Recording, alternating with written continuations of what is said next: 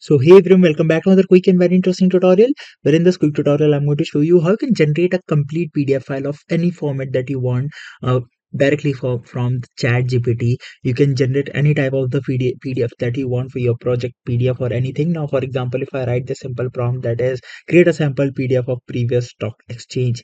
Now, if I send it, it will start to generate the PDF. It will take some time, but you can use this simple method to generate the PDF files of your personal projects as well or any presentation. Now it has started to analyze the things for me, and once the process is done, you'll notice that it will provide you a downloadable link for a particular PDF file that you want.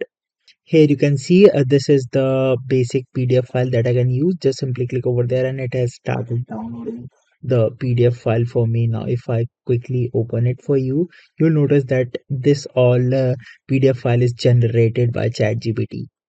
Alright, so that's it for this tutorial. I hope this video will be helpful for you. Make sure to hit the like button and subscribe button for more such helpful and interesting tutorials.